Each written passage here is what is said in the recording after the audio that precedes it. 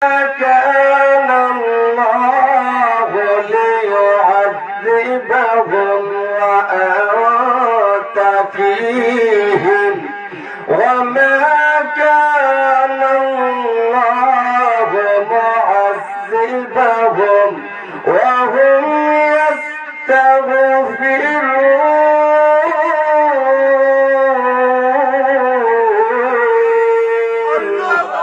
আরেকটু আওয়াজে বলুন না আল্লাহু আকবার। হ্যাঁ মুসলমানেরা লক্ষ্য করে দেখুন, আমার আল্লাহ রাব্বুল আলামিন জানিয়ে দে নবী গো, ওমা কানা আল্লাহু লিয়ুআযযিবাহুম ওয়া আনতা ফীহিম।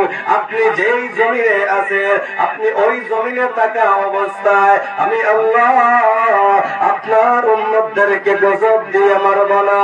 একটা কারণ, দুই নম্বর কারণ হলো আমার আল্লাহ রাব্বুল আলামিন বলেন ওমা কানা আল্লাহু মুআযযিবাহুম ওয়া হুম ইস্তাগফিরুন।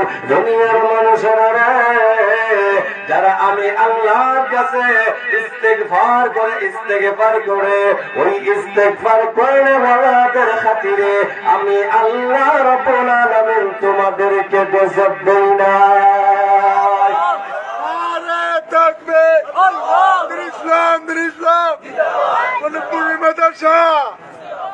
আল্লাহ বলেন নবী গো, আপনি যে জমিনে আছেন এই জমিনে থাকা অবস্থায় আপনার কোন উম্মতকে আমি গজব দেব না।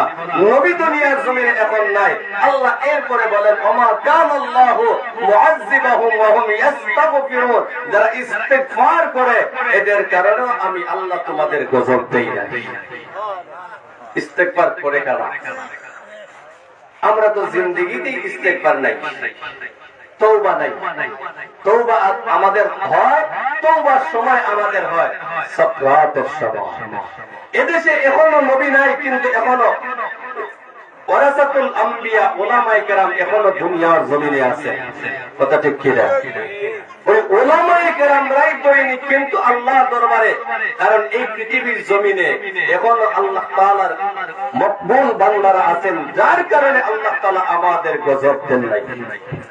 বুঝাইতে চাই যে আল্লাহ তাআলা দয়াবান,